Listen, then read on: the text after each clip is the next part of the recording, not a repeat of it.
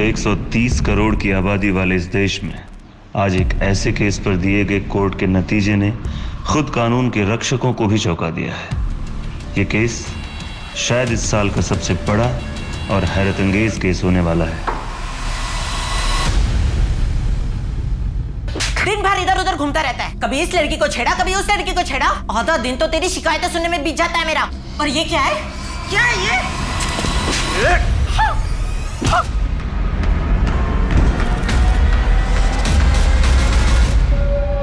हाय हाय हाय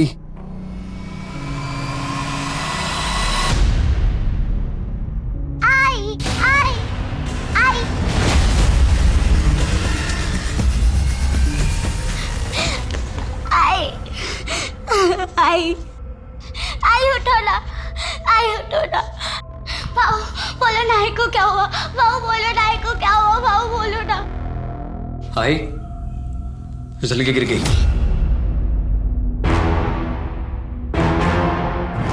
हाय फिसल के गिर गई।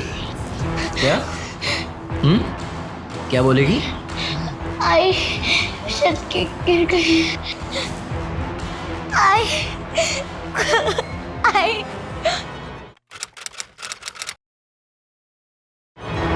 हेलो बच्चों। Good morning good morning. अच्छा आज कुछ नया करते हैं, ठीक है? चेस खेले? हाँ। कौन खेलेगा पहले? रितु आओ। रितु क्या हुआ रितु? कृति दीदी के साथ चेस नहीं खेलना? हाँ?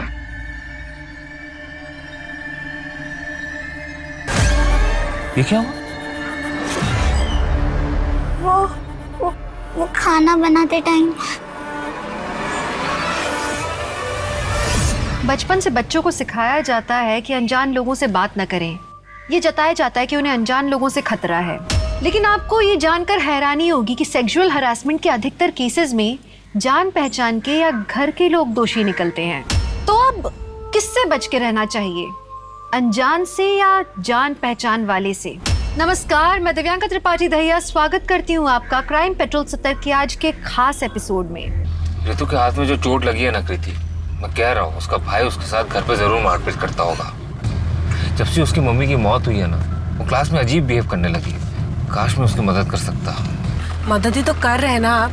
अपना एनजीओ में उसे पढ़ा लिखा कर उसके पैरों पे खड़े होने में हेल्प ही तो कर रहे हैं। ऐसे नहीं, ऐसा कुछ जिससे मैं उसे उस नर्क से निकाल सकूं। कोई भी लड़की डोमेस्टिक वायलेंस डिजर्व नहीं करती। उसे इंडिपेंडेंट होना चाहिए। इंडिपेंडेंस से याद आया, गाड़ी चलाना सीख लो। मुझे गाड़ी चलाने भी आती है और मैं चलाती भी हूँ। वो बस ये नैरो लेन्स और भीड़ भाड़ वाली जगह में नहीं चलती मुझसे। भीड़ भाड़ में चलाओ, कॉन्फिडेंस बढ़ाओ अपना, ठीक है? बाकी मैं तो हुई। ठीक है ना।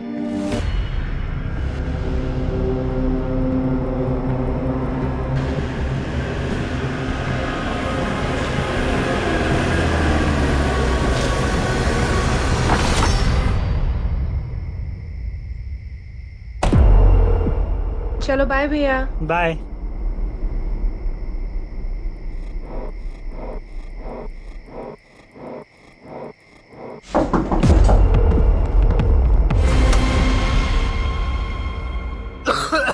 अरे मेरी सांस ही नहीं चल रही है।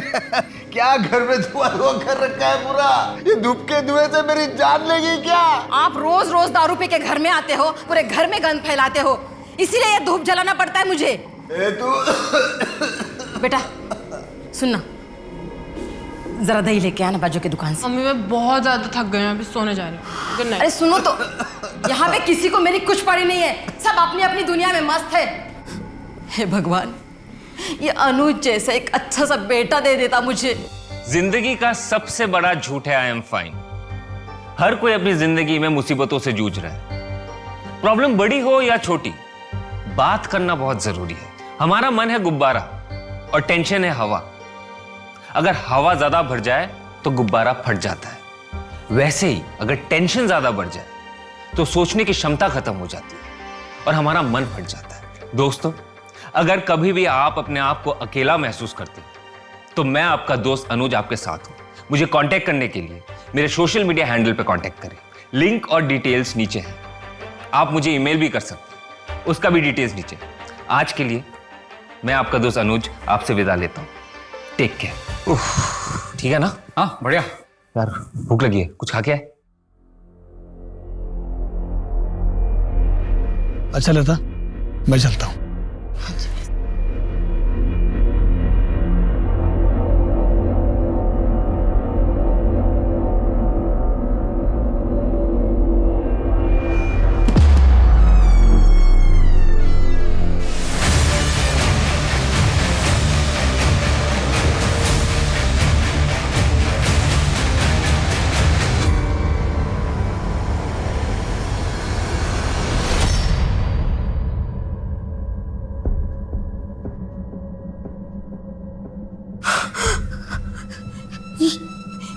ये कैसे हो गया? पता नहीं आई।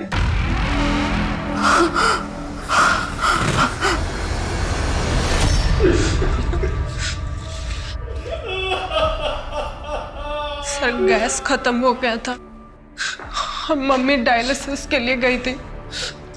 बाबा भी घर पे नहीं थे। मैंने भैया को कॉल करके बुला लिया। ये रहा सिलेंडर, देखिए ना इसका पाइप फिट नहीं हो रहा मुझसे।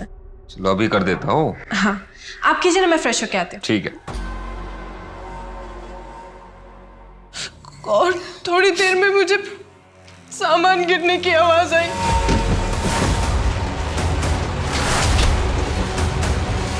भैया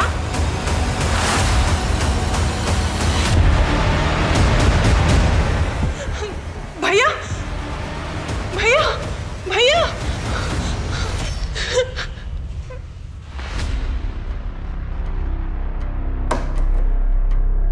दरवाजा कब से खराब है? सर आज सुबह से ही खराब है। मैंने कारपेंटर को कॉल किया, वो शाम तक आएगा। ये चाकू इसी घर का है? नहीं सर। आप हॉस्पिटल अकेली गई थी? नहीं, जेठ जी मेरे साथ आए थे। आपको किसी पर कोई शक? नहीं। कौन कर सकता है ये? पता नहीं। क्या हो रहा है यहाँ पे? हाँ? जाने दो। क्या हो रहा है यहाँ पे? एक मिनट रुकिए, आप कौन? सर ये मेरे बाबा हैं। और ये कौन है? अनुज। हाँ? भाई साहब? भाई साहब? कहाँ से आ रहे आप? हाँ, वो क्या बोलते हैं, वो बाजार से आ रहा हूँ मैं। भाई साहब? शिंदे, यहाँ आजू बाजू के लोगों से पूछताछ करो। शायद किसी ने किसी को अंदर आते हुए देखा हो। और सोसाइटी के वॉचमैन से भी पूछताछ करो, शायद उसने भी कुछ देखा हो। Right sir.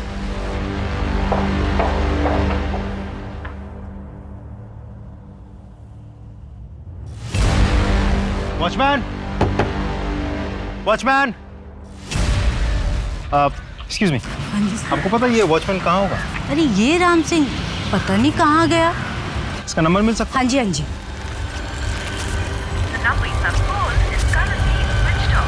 ये वॉचमैन का फोन ट्रैकिंग पे डालो और ऑन होते ही मुझे इन्फॉर्म करो। और उसकी बैंक डिटेल्स भी निकलवाओ और उस पर नजर रखो कि वो कोई पैसे विड्रॉ करता है या नहीं। सर। और ये फिंगरप्रिंट्स लेने के लिए फॉरेंसिक डिपार्टमेंट कब आ रहा है? सर टीम पहुंचती ही होगी। सर अब तक हमने एक ही तरफ की कहानी सुनी है। क्या कीर्ति पे हम इतना भरोसा कर सकते हैं कि वो हमसे सच ही बोल रही है? शिंदे, फिलहाल तो कोई भी शक के दायरे से बाहर नहीं है, कीर्ति भी नहीं। कानून सिर्फ सबूत पर भरोसा करता है। एक काम करो, अनुज की कॉल डिटेल्स निकालो। सर मेरा ब्रोकर का काम है। अनुज मेरा बहुत अच्छा दोस्त था। अभी कुछ दिन पहले ही मेरे 2-3 घरों के लिए उसी ने किराएदार दिए थे। कमीशन तक नहीं ली सर मुझसे। हमेशा सबकी हेल्प करता था। उसकी कोई गर्लफ्रेंड थी? नहीं सर। कीर्ति और अनुज के बीच रिश्ता कैसा था? नॉर्मल था सर। एक नॉर्मल भाई बहन के बीच में जैसा बॉन्ड होता है वैसा ही था। सर बड़ी अच्छी लड़की है कीर्ति। कॉलेज से आकर मैथ्स पढ़ाती है मेरी बेटी को। बहुत अच्छे नंबर आए हैं इस बार एग्जाम में सर। लेकिन कीर्ति के पिता ओम है ना, वो एक नंबर का शराबी और बेवड़ा है। लेकिन अनुज, वो तो हीरा था, हीरा। वो एक एनजीओ चलाता था, कन्या विकास संस्था।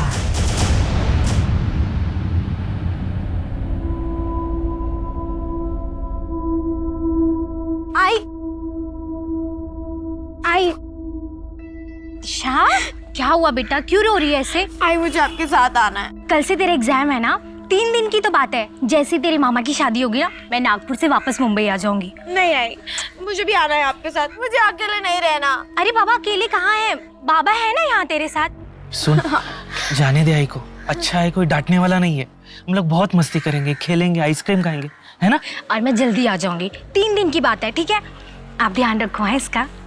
चलती हो। चलिए भैया, बाय। सुन, 2-3 दिन की बात है और मैं हूं ना तेरे साथ, तेरा बाबा। चल सर, फॉरेंसिक रिपोर्ट में मेन डोर पे जो फिंगरप्रिंट्स मिले हैं, घर वालों में से किसी की भी नहीं होगी। इसका मतलब कीर्ति सच कह रही थी। भैया जब किचन में थे तो मैं नहाने के लिए चली गई और थोड़ी देर में मुझे सामान गिरने की आवाज आई। घर में जरूर कोई गुस्सा था।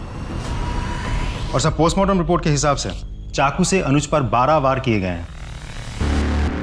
12 वार? सर, इसका मतलब साफ है शिंदे, खूनी जो कोई भी है वो अनुज से बहुत गुस्सा था। एक और बात सर, ये वॉचमैन राम सिंह की बैंक अकाउंट डिटेल्स चेक किए मैंने। कुछ ही घंटों पहले उसने 75,000 रुपए कैश विड्रॉ किए हैं एटीएम से। 75,000 कैश? सर, इतने रुपयों की उसे क्या जरूरत आ पड़ी? सोसाइटी में बात करो और इसके बारे में पता करो। सर,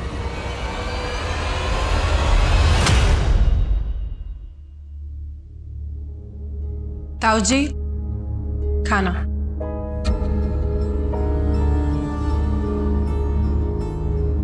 ताऊ जी, आप हमारे साथ क्यों नहीं शिफ्ट हो जाते? कब तक ऐसे अकेले रहेंगे? मैं यहाँ ठीक हूँ बेटा। अच्छा खाना खा लीजिए ना, ठंडा हो जाएगा। खा लूंगा।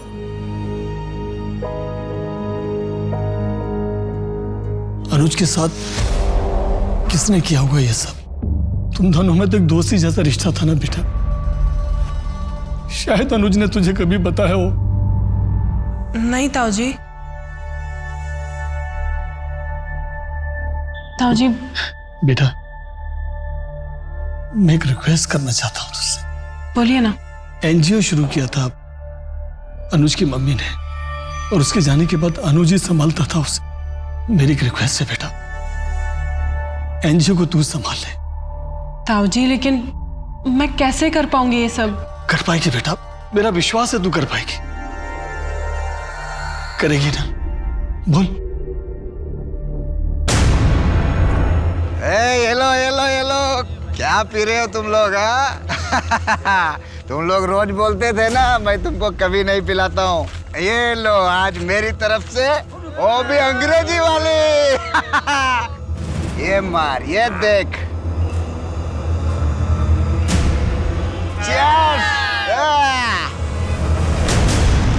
इन बच्चों को बचाने के चक्कर में कभी किसी के साथ कोई झगड़ा या फिर अनुज का कोई दुश्मन?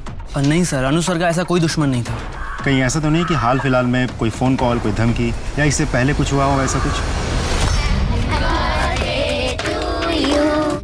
Thank you so much. भैया, इसमें ना हम सब ने आपके लिए कुछ लिखा है। ये ना मेरा बर्थडे का बेस्ट गिफ्ट है। Happy birthday to you. Thank you so much. Sir, thank you तो मैं आपसे कहना चाहती हूँ। इन बच्चों के फ्यूचर के लिए कितना कुछ कर रहे हैं आप। सर, अनुज सर का कौन दुश्मन हो सकता है? उन्होंने तो सबके लिए अच्छा ही किया है, कभी किसी के लिए बुरा नहीं किया। सर, ऐसे तो उनका कभी किसी के साथ झगड़ा नहीं हुआ, पर कुछ दिन पहले। क्या? कुछ दिन पहले क्या? सर, अनुज सर के सोशल मीडिया पर बहुत सारे फॉलोअर्स हैं। वो मोटिवेशनल वीडियोस बनाते हैं ना, तो अक्सर लोग ऑफिस में उनसे मिलने आया करते। उस दिन भी। आपकी वीडियोस ने तो मेरी जिंदगी ही बदल दी है। मुझे अपनी लाइफ के बारे में सोचने की इंस्पिरेशन आपके वीडियोस देखकर ही मिलती है। और फिर मुझे लगा कि मैं तो अपने पति से प्यार ही नहीं करती। क्या है ना, अरेंज मैरिज में प्यार होने के लिए थोड़ा सा वक्त लगता है। नहीं, ऐसा नहीं है।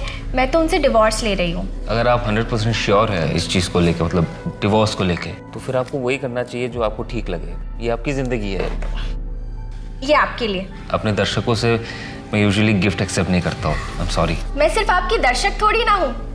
हमारे बीच तो एक अलग सा कनेक्शन है, दोस्ती का, या फिर उससे भी कहीं ज्यादा। ठीक है, मैं ये अपने एनजीओ के बच्चों में बांट दूंगा। Thank you. फिर मैं आपको नेक्स्ट टाइम कुछ ऐसा गिफ्ट दूंगी कि आप किसी और के साथ शेयर नहीं कर पाएंगे। 2 दिन के लिए मेरे पति बाहर जा रहे हैं। हम डिनर पर चलें? देखिए, ये सही नहीं हो रहा। आप शादीशुदा है, ये सब आपको शोभा नहीं देता।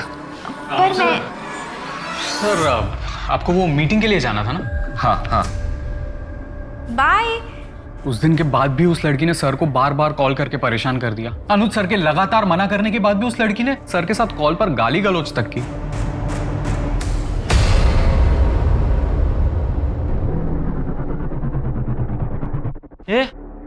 ये कपड़े इतने गंदे कैसे हो गए?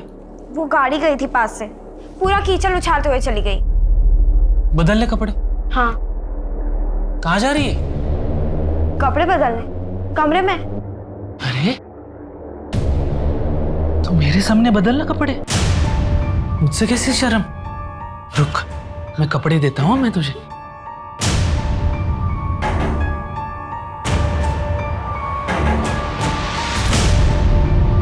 ये ले,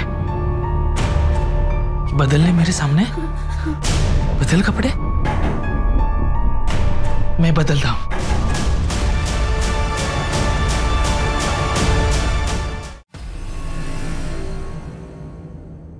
सर, उस वॉचमैन राम सिंह के बारे में कुछ पता चला है।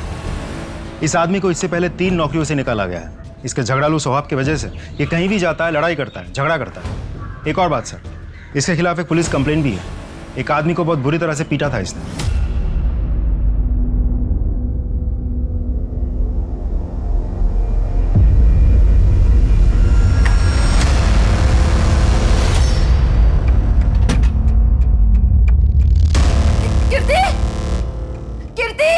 कीर्ति जल्दी आ। कीर्ति, ये देख, ये देख, ये देख, ये देखना, सब खाली है। पैसे नहीं, गहने नहीं, कुछ भी नहीं। लास्ट कब देखे थे गहने? सर कुछ 4-5 दिन पहले। आई लॉकर ज्यादा खोलती नहीं है। उन गहनों की कोई फोटोज? हाँ।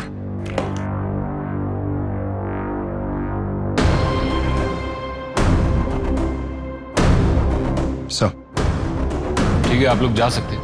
हम इसके बारे में पता करते हैं। जी। सर, गहनों का गायब होना और अनुज के मर्डर के बीच कोई कनेक्शन तो नहीं है? हो सकता है शिंदे। एक काम करो, ये फोटोज आसपास की दुकानों में सर्कुलेट करो और उनसे कहो कि ये गहने अगर कोई बेचने आया है या आता है तो हमें तुरंत इन्फॉर्म करें। Right sir. मैं आपको बता नहीं सकता हूँ मुझे कितनी खुशी हो रही है आपको एनजीओ ज्वाइन करते हुए देखकर। मनु, एक बात बताओगे? ये डोमेस्टिक वायलेंस और अब्यूज से रेस्क्यू किए गए बच्चों को कहाँ लेकर जाया जाता है? उन्हें तो हम लड़कियों के शेल्टर होम्स में ही रखते हैं और वो हमारे एनजीओ के ही अंडर आते हैं।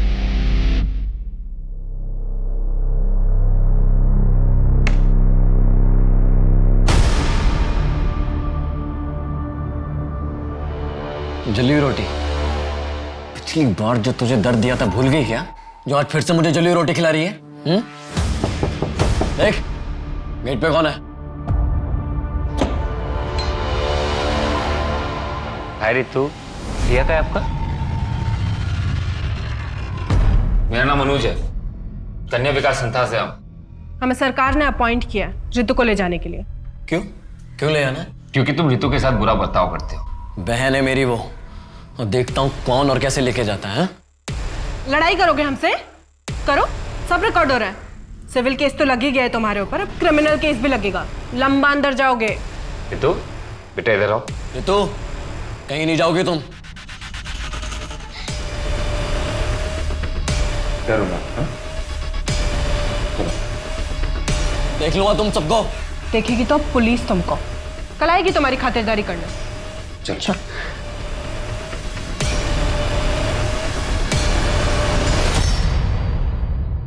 और ये शेल्टर होम्स कहाँ पर है? एक तो कोथरूड में है, दूसरा दापोली में।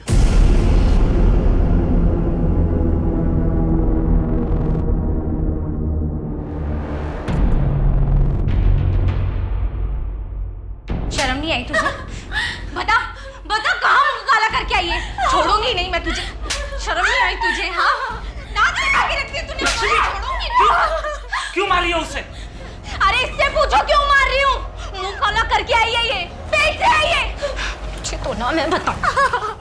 अरे रुको, गुस्सा करके क्या होगा? अरे कैसे बाप हो तुम? तुम्हें शर्म आनी चाहिए। तुम्हारी बेटी मुंह काला करके बैठी और तुम्हें कोई फर्क ही नहीं पड़ रहा है। रुको, मैं देखता हूँ, मैं संभालूंगा। गुस्सा करके कोई मतलब नहीं है, बस।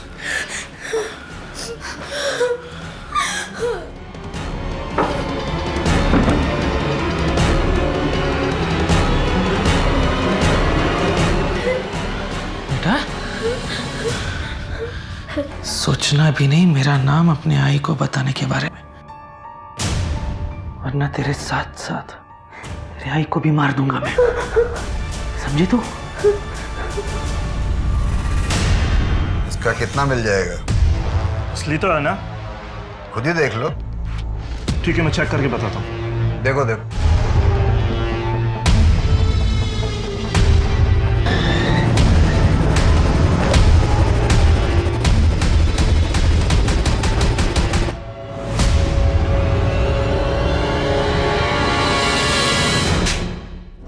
खुद के ही घर में चोरी क्यों की तूने?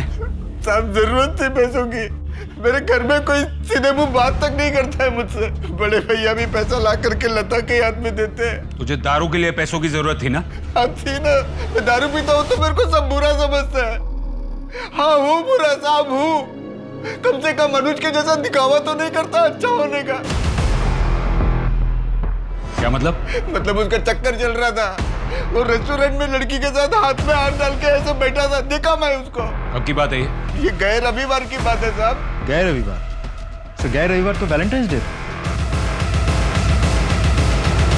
जी मैं कन्या विकास संस्थान से आई हूँ। आपके यहाँ पर एक लड़की आई होगी ऋतु, 30 जनवरी को। जी मैं चेक करके बताती हूँ।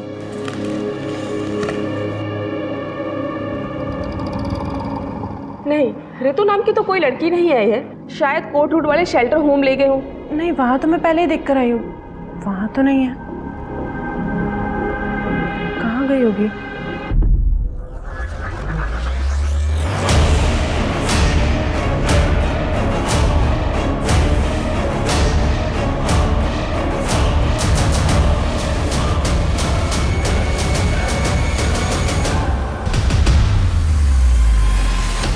फरवरी का सीसीटीवी फुटेज दिखाओ।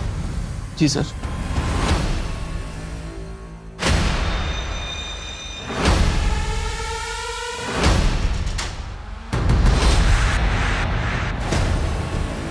या अंदर का सीसीटीवी फुटेज दिखाओ। सर कुछ दिन पहले ही कैमरा खराब हुआ है। ठीक है, थोड़ी देर के बाद वो लोग बाहर तो निकले होंगे ना, बाहर की फुटेज दिखाओ।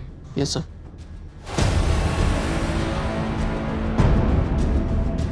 रुको रुको रुको। तो ये फुटेज क्लियर नहीं है, जिसकी वजह से गाड़ी का नंबर नहीं दिख रहा।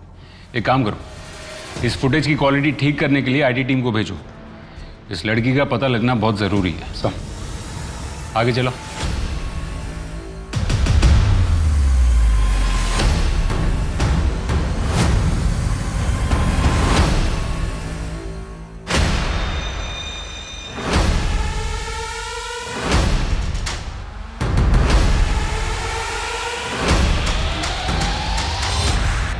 ये कौन है? सर ये तो दिनेश है, पास में ही रहता है सर। देखो, प्यार से पूछ रहे हैं तो बता दो, क्या हुआ था तुम्हारे और अनुज के बीच? क्या हुआ? कुछ नहीं हुआ तृप्ति, वो इंस्पेक्टर साहब को कुछ गलतफहमी हो गई थी। तृप्ति? हाँ। क्या तुम वही तृप्ति हो जो अनुज के ऑफिस उससे मिलने आई थी?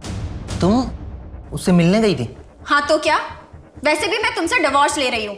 सर इसीलिए गया था मैं उस अनुज के पास। सर उसने मेरी शादीशुदा जिंदगी को तबाह कर रखा है और उसी की वजह से ये मुझसे तलाक तक ले रही है। और इसीलिए तुम झगड़ने वहां पहुंचे थे? सर मैं परेशान हो चुकी हूँ इस आदमी से। अनुज ने पुलिस कंप्लेंट की है ना इसकी। अच्छा किया, ले जाइए इसे, डाल दीजिए जेल में। जेल में कोई ना कोई जाएगा, ये बात तो पक्की है, क्योंकि अनुज का मर्डर हो चुका है।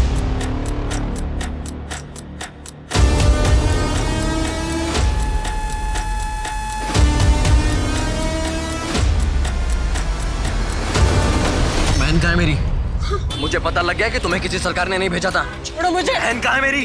बचाओ, बचाओ मुझे। क्या हुआ? क्यों छेड़ रहा है उसको? ये अपना काम करना। ये आदमी पता नहीं कौन है, मेरा रेप करने की कोशिश कर रहा है। सर उस स्कूटी का पता चल गया है, वो किसी श्रुति सिंह के नाम पर रजिस्टर्ड है, एड्रेस भी मिल गया है। गुड, चलो। सब ये चोट कैसे लगी? वो मैं गिर गई थी। आप और अनुज कब से एक साथ थे? यही कुछ साल भर से। साल भर से? कमाल है। अनुज ने कभी आपके बारे में उसके दोस्तों से या फैमिली मेंबर से बात नहीं की? एक्चुअली अनुज ये चाहता था कि पहले उसके पापा राजी हो जाएं, फिर वो सबको बताएगा। आप दोनों मिले कैसे थे? हम कॉलेज में मुंबई में एक साथ थे, उसके बाद मैं पुणे आई जॉब के लिए और फिर हमने वहाँ मिलना स्टार्ट किया। आओ आओ आओ, ये देखो, ये रहा तुम्हारा नया घर। कैसा लगा? घर तो बहुत अच्छा है। थैंक यू सो मच यार। थैंक यू बोलने की कोई जरूरत नहीं है। एक्चुअली क्या है ना, मेरा दोस्त ब्रोकर है। अच्छा, तुम्हारी कोई गर्लफ्रेंड है? एक्चुअली मैं शादीशुदा हूँ, मेरा एक बेटा भी है। ओके।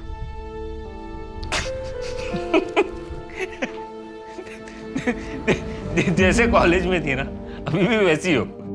और तुम भी ना बिल्कुल वैसे ही हो, बिल्कुल नहीं बदले, बिल्कुल नहीं बदले।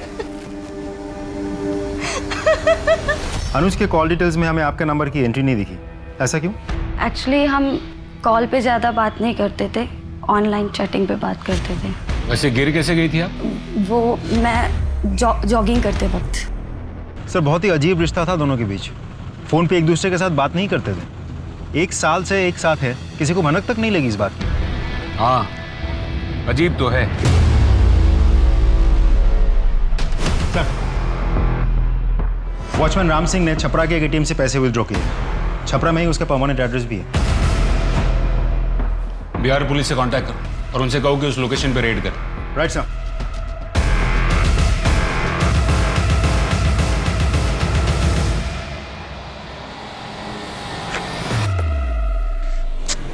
चाबी लाना तो भूल ही गई।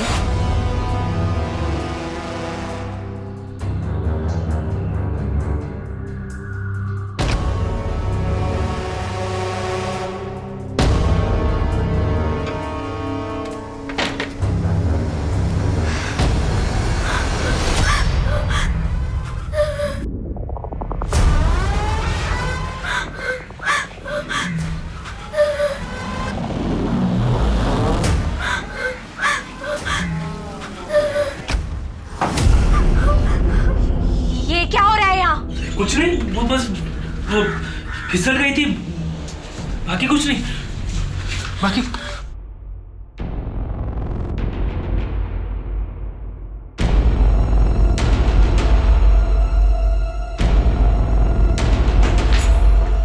ये क्या कर रहे थे तुम?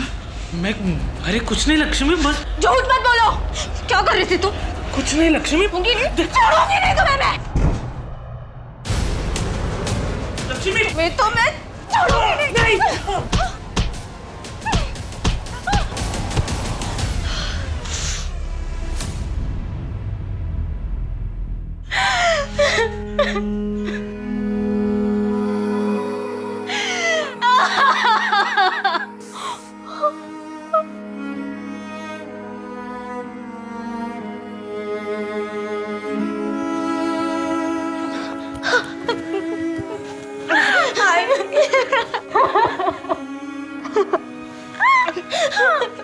मुझे माफ कर दे बेटा, तेरे साथ इतना सब होता है। मैं कुछ नहीं आई, आपकी कोई गलती नहीं।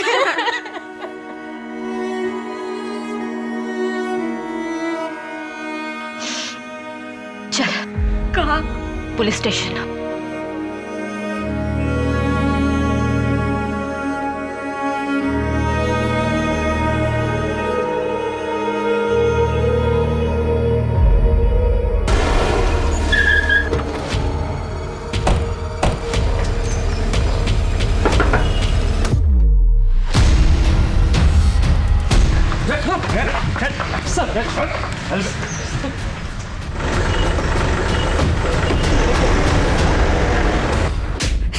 सच बोल, सच बोल। साहब, हमने अनुज बाबा को नहीं मारा था, वो अच्छे आदमी थे, उनको मारकर भला हमको काम मिलेगा साहब। पुलिस से भाग क्यों रहा था? क्यों भाग रहा था? गरीब आदमी उठ डर गया था। पहले ही बिहार में एक केस चल रहा था हम पर, और पुणे में भी केस हो जाता तो हमको काम नहीं मिलता साहब। तूने खून किया ही नहीं, तो खून होने के तुरंत बाद ही क्यों भागा तू? खबर फैलने से पहले तुझे पता चल गया कि मर्डर हुआ है। कैसे? तूने किया ही नहीं तो तुझे कैसे पता? वो क्या था कि पुलिस को हमने सोसाइटी में आते देख लिया, और सोसाइटी में भी यही बातें हो रही थी, इसलिए भाग गया साहब। अचानक 75,000 रुपए निकालने की क्या जरूरत पड़ गई थी तुझे? काफी लोगों के उधार चुकाने थे साहब, इसलिए मैंने पैसे निकाले सोचा सबका कर्जा चुकता कर दूं। अच्छा ठीक है, तू सच बोल रहा है झूठ इसका अभी पता चल जाए। इसके फिंगरप्रिंट्स लो। क्यों साहब? क्यों, अभी तो तू कह रहा था ना तेरा ऐसे कोई लेना देना नहीं है, फिर उंगलियों के निशान देने में इतना घबरा क्यों रहा है? ये क्या कर रहे हैं आप? चला अंगूठा डाल डाल। साहब रुकिए साहब हम बताते हैं। साहब उस दिन हम सोसाइटी में ही थे, ड्यूटी पे था, तभी कुछ टूटने और फूटने की आवाजें सुनाई दी। वही आवाज सुनकर मैं वहां पहुंच गया था साहब। बाकी मैंने मर्डर नहीं किया, मैं सच बोल रहा हूँ साहब। तूने मर्डर नहीं किया तो किसने किया? बोल।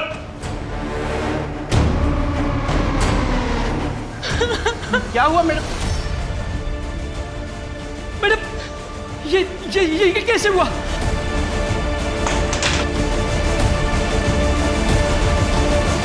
कोई मेरे घर में घुस गया, भैया को मार दिया। तुमने देखा क्या किसी को बाहर जाते हुए? नहीं मैडम, मैंने किसी को नहीं देखा। तुम झूठ मत बोलो, तुमने देखा होगा, तुम बाहर ही बैठे थे। मैडम मैं बिल्कुल सच बोल रहा हूँ, मैंने किसी को नहीं दिखाते हुए। इसलिए साहब हमने एटीएम से 75,000 रुपया निकाले और अपने गांव भाग गए, क्योंकि पहले से ही हमारा नाम पुलिस रिकॉर्ड्स में था और फिर से किसी केस में हमारा नाम ना आ जाए, इसलिए मैं यहाँ से भाग गया। सर मैंने नहीं मारा है अनुज भैया को, मैं तो बस चाकू बाहर निकाल रही थी। तो फिर तो चाकू पर तुम्हारे फिंगरप्रिंट्स होने चाहिए थे, वो क्यों नहीं मिले? और जब तुम्हारी माँ घर पर आई उसने तुम्हारे हाथ में चाकू नहीं देखा था।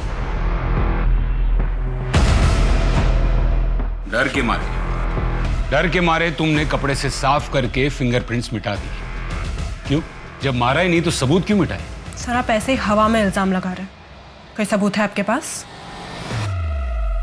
एक नई बात सामने आई। सर ये आदमी एनजीओ में घुसा है और वहां पर हंगामा कर रहा था। तो क्यों ना करो हंगामा? तुम्हारा अनुज मेरी बहन को लेके गया था, कहाँ है वो? सर ये बात इससे 10 बार कह चुका हूँ। सर इसकी बहन का नाम हमारे रिकॉर्ड्स में नहीं है, और अगर वो सर हमारे एनजीओ आई भी होती तो हम उसे शेल्टर होम भेजते। पुणे में 2 शेल्टर होम है और मैंने दोनों जगह बात की है। इसकी बहन ऋतु का नाम वहां भी नहीं है। सर ये बिल्कुल झूठ बोल रहा है। कौन कौन आया था तुम्हारी बहन को लेने? सर अनुज था और साथ में एक सरकारी कस्टोडियन लड़की थी।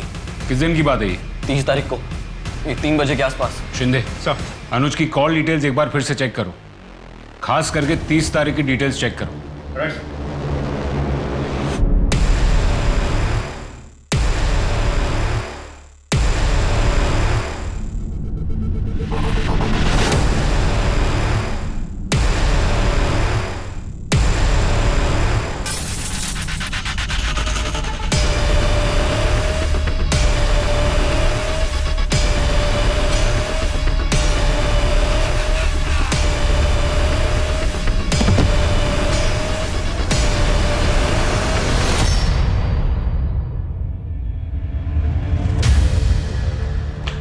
अनुज की कॉल डिटेल से हमें पता चलता है कि 30 तारीख को दोपहर 3:30 बजे के आसपास तुम्हारी उसके साथ बात हुई थी।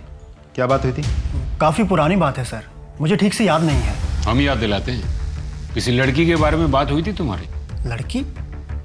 हाँ सर, याद आया। मेरे पास काफ़ी खाली घरों की चाबियाँ पड़ी रहती हैं। उस दिन अनुज ने भी मुझसे एक घर की चाबी ली थी। हाँ हेलो पंकज, ये अंबिका नगर वाले घर की चाबी मिलेगी क्या? क्यों, पार्टी करनी क्या तुझे वहाँ पे? अरे नहीं यार, कोई पार्टी वार्टी नहीं करना है, बस तू चाबी दे दे मुझे। अच्छा बच्चू, लड़की का चक्कर है।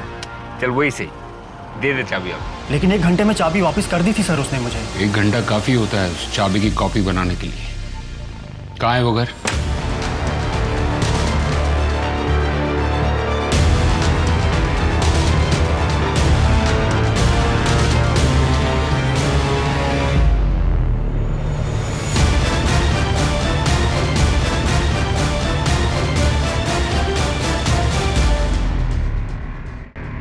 बेटा अनुज भैया तुमको उस दिन घर से लेकर गए, उसके बाद क्या हुआ? अनुज भैया वो मैं आओ आओ, शेल्टर होम मंडे को खुलेगा, तब तक तुम यहीं पे रहोगी, ठीक है? भैया इतने बड़े घर में मैं कभी नहीं रही। थैंक यू भैया। चलो तुम्हें घर दिखाता हूँ। हाँ। इस तरफ। अनुज भैया मेरा पूरा ख्याल रखते थे, अच्छे से खाना देते थे। अच्छा है, किसी भी चीज की जरूरत पड़े तो मुझे बताना, ठीक है? फिर उसके बाद क्या हुआ?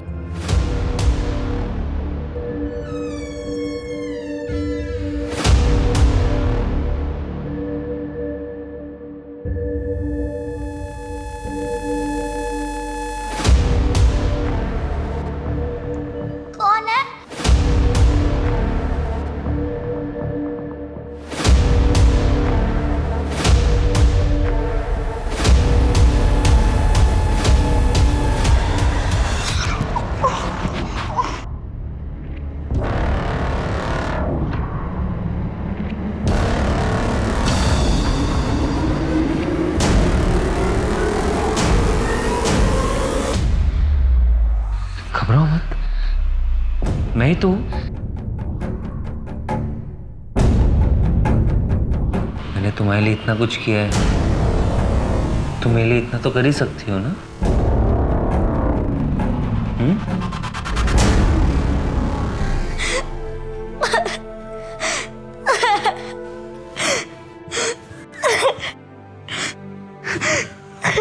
हमने अभी अभी रितु को एक खाली घर से रेस्क्यू किया है। तुम तो जानती हो ना रितु को।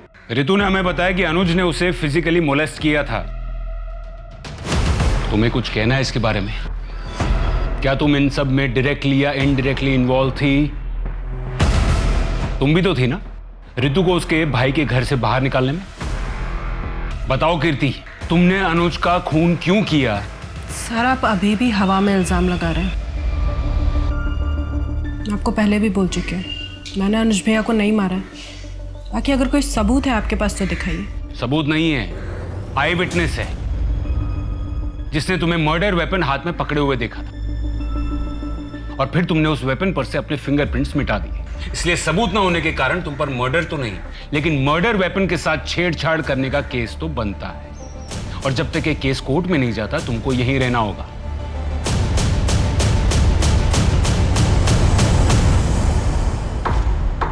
पुलिस ने एक लड़की को बचाया है जिसे अनुज चांदेकर ने बंदी बनाकर रखा था।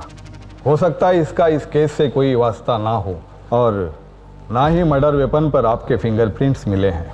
लेकिन मिस कीर्ति चांदेकर, मर्डर वेपन हाथ में पकड़े हुए डेड बॉडी के पास आपको देखा है एक आई विटनेस ने। इस सफाई में आप कुछ कहना चाहेंगी? Not guilty. लेकिन उस दिन के बारे में मैं कुछ और बताना चाहती हूँ। बताइए उस दिन क्या हुआ था?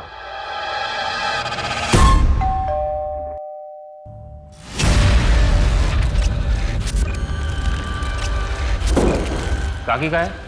वो उनका डायलिसिस का दिन है ना आज, तो ताऊजी के साथ ही गई है। ये रहा सिलेंडर, देखिए। पता नहीं इसका पाइप फिट ही नहीं हो रहा है। मुझसे बहुत ट्राई किया मैंने, तो आपको फोन। भैया भैया ये क्या कर क्या कर रहे हैं आप? ये भैया नहीं, छोड़ो मुझे, छोड़ो मुझे, छोड़ो मुझे।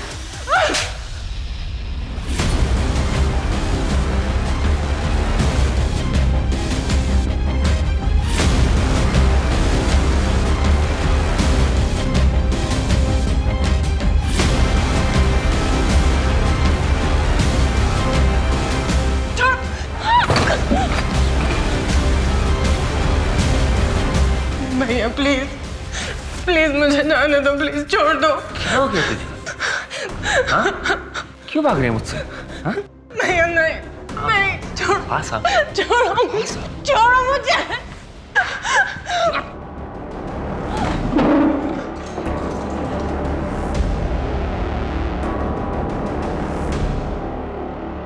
क्या हो गया तुझे? भाग क्यों रही है मुझसे?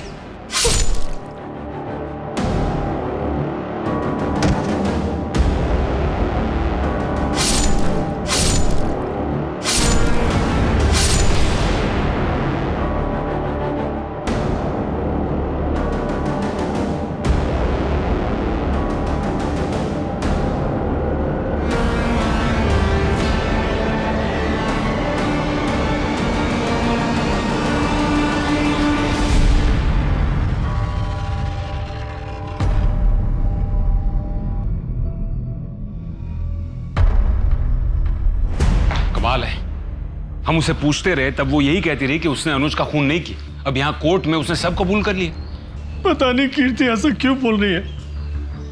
मेरा बेटा अनुज कभी भी ऐसा नहीं कर सकता। सिर्फ कीर्ति नहीं, अनुज भी कितना शरीफ है इस बात को साबित करने के लिए एक और सबूत है हमारे पास। मतलब? एक लड़की की ऐसी हालत है कि वो हॉस्पिटल में है, तो दूसरी बदनामी के डर से इतनी सहम गई है कि अब भी अनुज के मरने के बाद भी वो लोगों से यही कहती है कि वो अनुज की गर्लफ्रेंड थी। जबकि हकीकत ये है कि वो भी कीर्ति की ही तरह अनुज की दरिंदगी का शिकार थी। नहीं नहीं, ये क्या बात करें इंस्पेक्टर साहब आप। अनुज बहुत अच्छा लड़का था, कीर्ति का इतना ख्याल करता था। कीर्ति का क्या हम सबका ख्याल रखता था। अनुज तो अनजाने लोगों की भी मदद किया करता था। कीर्ति झूठ बोल रही है। कमाल है, आप कीर्ति की माँ है, वो कह रही है कि उसके ऊपर रेप अटेम्प्ट हुआ है और आपको उसकी बात पर यकीन नहीं। क्यों? क्योंकि हमें कीर्ति से ज्यादा अनुज पे विश्वास था। कीर्ति की झूठ बोलने की आदत से हम परेशान हो चुके थे। कॉलेज जाने वाली छोटी छोटी बातों को लेके भी वो झूठ बोला करती थी हमसे। देखिए, बच्चे तो ऐसी बातों में अक्सर झूठ बोल ही देते हैं। इसका मतलब ये नहीं कि वो अब भी झूठ बोल रही हो। लेकिन ये एक बार नहीं कई बार हो चुका है इंस्पेक्टर साहब। एक बार हमारे घर में एक मजदूर आया था, उससे लोगों से उसने ये कहकर पिटवाया कि वो उसे घूर रहा है। आप ही बताइए, कीर्ति की बातों पे विश्वास कैसे करें? लगभग 1 महीने से ज्यादा ये केस कोर्ट में अटका रहा। जब बात रेप की होती है, मॉलेस्टेशन की होती है, तो समाज की सोच ही उलट जाती है। जहां किसी और केस में गुनहगार से सवाल किए जाते हैं, वहीं जब बात हो रेप की तो उस पीड़ित औरत से सवाल किए जाने लगते हैं। उल्टा उस लड़की पर ही दोष लगने लगते हैं कि उसने कुछ किया होगा, उसने उकसाया होगा, गलत कपड़े पहने होंगे, गलत टाइम पर घर से निकली होगी, वगैरह वगैरह। इसी के चलते भारतीय न्याय प्रणाली में औरतों के खिलाफ हो रहे रेप्स, बढ़ते हुए अपराधों को लेकर ठोस कानून बनाए गए हैं। लेकिन कई बार लोग इन्हीं कानूनों का गलत इस्तेमाल करते हैं, जिससे सही और गलत में अंतर करना मुश्किल हो जाता है। लेकिन यहाँ सवाल ये उठता है कि क्या कीर्ति वैसी थी जो झूठ का सहारा लेकर अनुज को बदनाम कर रही थी? आप ये कह रही हैं कि अनूप चांदेकर काफी सालों से आप पर रेप करते आए हैं? जी सर। सर, मैं 13 साल की थी, तब से वो ये सब करते आए मेरे साथ। मेरा 13th बर्थडे था, तब उन्होंने सबसे पहले। भैया, हम कहाँ जा रहे हैं? भैया भैया रुको ना, कहाँ जा रहे हैं हम? बोलो ना।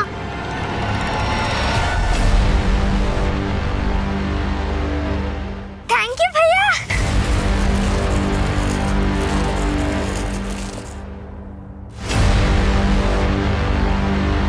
बहुत सुंदर है। पहन के दिखा। घर पहुंच के। नहीं, अभी यही। नहीं छोड़ो भैया, दुख है। जैसा मैंने कहा, अगर वैसा नहीं किया तो इससे ज्यादा दर्द होगा।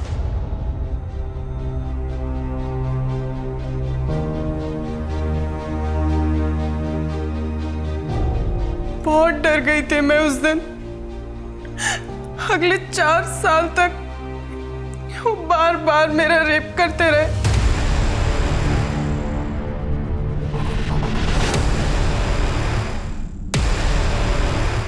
क्या सोच रहे हैं सर? अब तो केस भी सॉल्व हो गया। शिंदे, अभी भी ऐसा लग रहा है जैसे केस की कुछ कड़ियां अब भी जुड़नी बाकी है। मैंने बहुत कोशिश की कि मम्मी को सब कुछ बता दूं। अरे वाह कीर्ति, नई फ्रॉक किसने दी? अनुज भैया ने। कितनी खूबसूरत फ्रॉक है, कितनी छान दिसते तुला। लेकिन इतनी गंदी कैसे हो गई है? वो अनुज भैया ने कहा सामने पहनने के लिए। ठीक है ठीक है, एक गंदी हो गई ना फ्रॉक, जाके बदली कर दे। हाँ?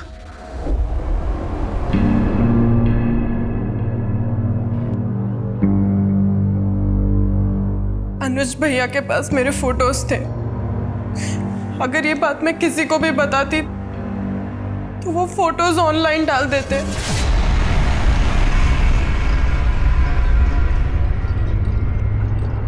पुलिस के पास कोई सबूत है जिससे ये प्रूव हो सके कि ये एक्ट ऑफ सेल्फ डिफेंस नहीं, प्लान्ड मर्डर था? नहीं मिलॉर्ड। अभी कुछ ही समय पहले सेल्फ डिफेंस का ऐसा ही एक केस मुंबई में सामने आया था, जिसमें एक औरत ने अपने ही पति को मार दिया था जब उसने उसे खुद के बेटी के साथ रेप करते हुए पकड़ लिया था। लेकिन सेक्शन 100 के तहत वो औरत बेगुनाह साबित हुई थी। यहाँ की सारी दलीलें सुनने के बाद एक्ट ऑफ सेल्फ डिफेंस के चलते सेक्शन 100 के तहत कोर्ट कीर्ति चांदेकर को बाइज्जत बरी करती है।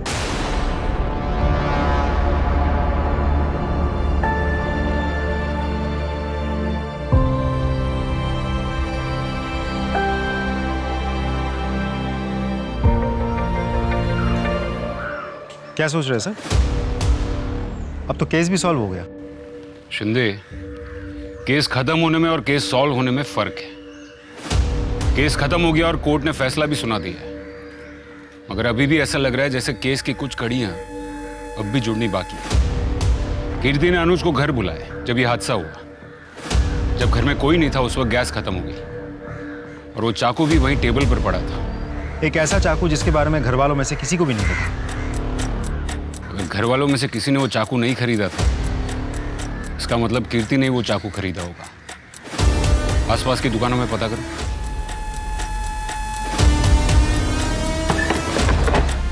साहब कुछ याद नहीं, कौन और कब ले गया था? फोटो चेक कीजिए।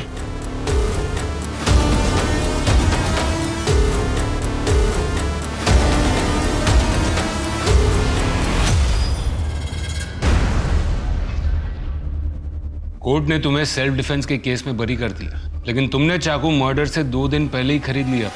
क्यों? तुमको पहले से ही पता था कि सेल्फ डिफेंस में उसकी जरूरत पड़ेगी। ये कोई सेल्फ डिफेंस के लिए नहीं, बल्कि बहुत ही शातिर तरीके से प्लान किया गया मर्डर था, है ना? आपको क्या लगता है कोर्ट में हर कोई झूठ ही बोलता है या थोड़ा बहुत सच भी बोलता है? बचपन से मेरे साथ रेप होने वाली बात एकदम सच है। मतलब तुमने जो भी किया वो बदले की भावना से किया। लेकिन एक बात समझ में नहीं आई, अगर तुमको अनुज को मारना ही था तो इतने सालों के बाद क्यों मारा? एक बात बताइए, अगर आपके साथ कभी कुछ बुरा हुआ हो, क्या आप चाहेंगे किसी और के साथ भी वैसा हो? ये किसके लिए है? ऋतु के लिए, नई जिंदगी की जो शुरुआत कर रही है।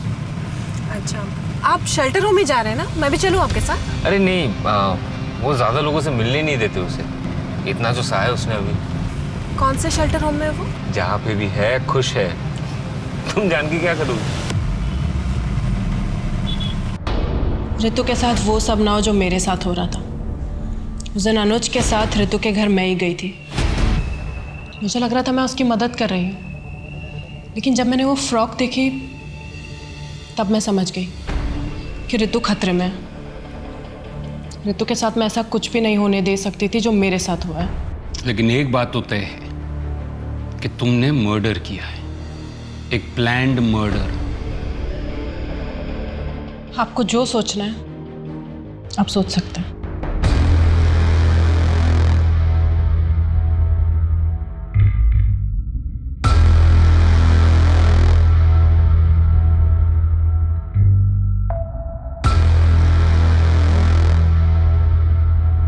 कानून जज्बातों पे नहीं चलता, लेकिन पुलिस वाले इंसान ही तो हैं।